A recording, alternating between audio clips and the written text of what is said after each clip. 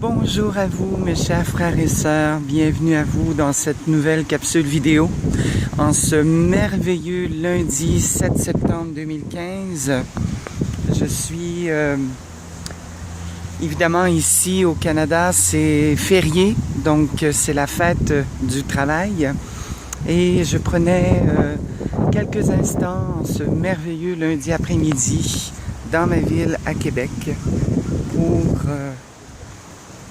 prendre l'air et ressentir cette beauté de la nature en milieu urbain. Alors, c'est pas toujours évident parce qu'il y a beaucoup plus de pollution en ville, mais il y a des endroits comme celui-ci où on peut venir se ressourcer dans la nature. En fait, c'est une piste cyclable et un sentier pour pouvoir se balader. Alors, aujourd'hui, je voulais, mes guides m'ont inspiré cette capsule vidéo pour vous parler de la lumière, en fait, se nourrir de lumière, parce que j'ai quelques-uns de mes amis qui m'ont parlé de ça récemment. Qu'il se nourrit de lumière divine, en réalité du prana. Bien évidemment, on sait que consciemment, lorsqu'on respire en conscience, on peut se nourrir nos corps éthériques, nourrir nos corps énergétiques, s'abreuver de cette lumière, parce qu'elle est là énergétiquement parlant, mais elle est là aussi dans chaque chose, dans chaque création, au cœur de tout ce qui est finalement. Mais oui, c'est possible et je crois que ceux qui sont alignés vibratoirement et qui sont élevés dans la lumière peuvent vivre de lumière, vivre du prana. Vivre de la conscience divine de l'un. En fait, tout est un, comme vous le savez. Alors, à travers cette lumière vers laquelle on s'abreuve pour respirer en conscience, cette lumière fait du ménage à l'intérieur de soi. Cette lumière nous transforme, cette lumière nous porte, nous élève vibratoirement. Et ça m'a beaucoup inspiré. Donc la personne saura se reconnaître. Ça m'a beaucoup inspiré pour pouvoir, dans mes méditations par contre, dans mes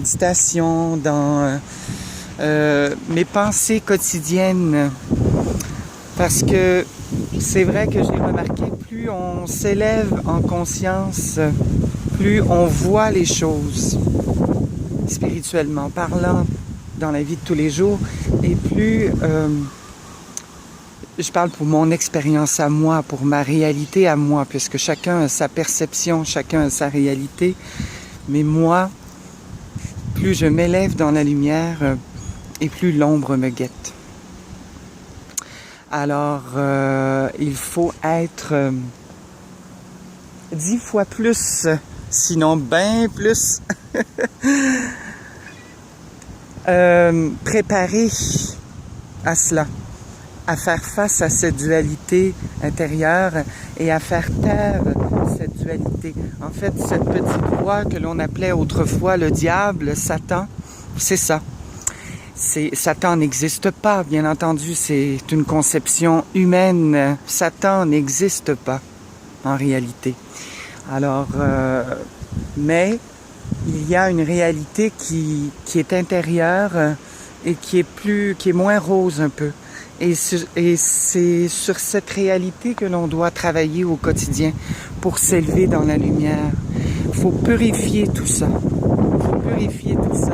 Et ne pas écouter cette voix, parce que cette voix est là pour nous faire rester dans la dualité, alors que l'on doit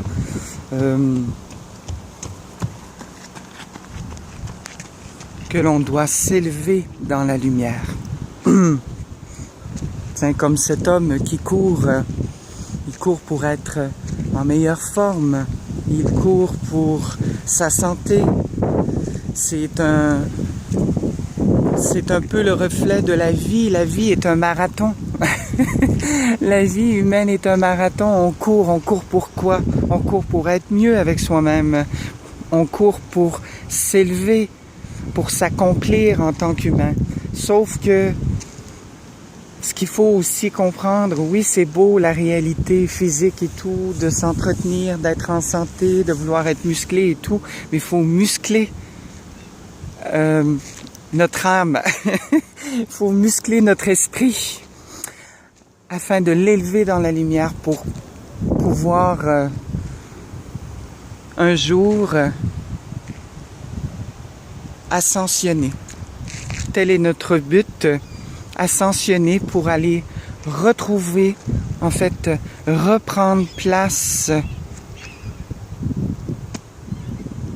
tout là-haut, au grand tout, dans tout ce qui est, au cœur de tout ce qui est, au cœur de la source que nous sommes. Parce que nous sommes cette source. Nous sommes des dieux incarnés. Et oui. Alors, nous sommes une parcelle de Dieu incarné, comme vous le savez. Alors, et à travers toute cette beauté de la nature, même en milieu urbain, je peux me reconnaître. Reconnaître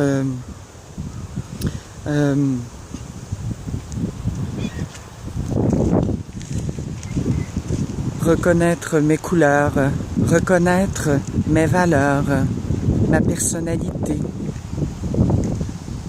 ma couleur, comme je le disais tout à l'heure, et ma vibration également. Puisque même cette fleur, mes chers frères et sœurs, non seulement elle émet sa couleur, mais elle a une vibration. Elle ose être.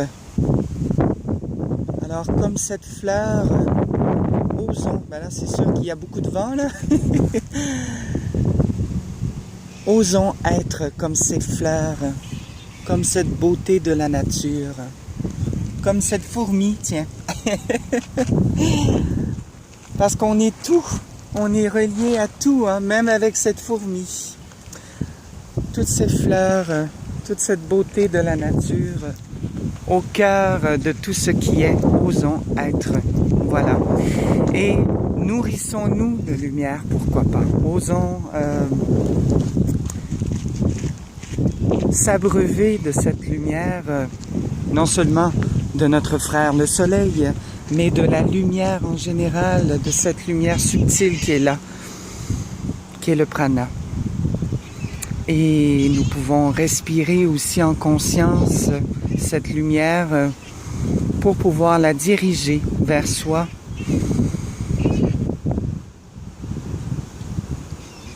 Et s'alimenter. Mais j'espère que vous comprenez le mot que je dis, s'alimenter émet une vibration, émet une couleur. C'est large. S'alimenter au sens large du thème pour transformer notre vie, faire de notre vie terrestre une vie de joie, de paix, d'épanouissement, d'amour et vivre et accepter tout ce qui est ici. D'arrêter d'être dans la dualité. C'est ce que cette lumière nous fait prendre conscience d'ailleurs. D'arrêter d'être dans cette dualité pour être que dans l'amour. À méditer, mes chers frères et sœurs. Je vous embrasse. Passez une belle et lumineuse semaine de votre Yana chérie que vous aimez pour ma chaîne Reconnexion Divin.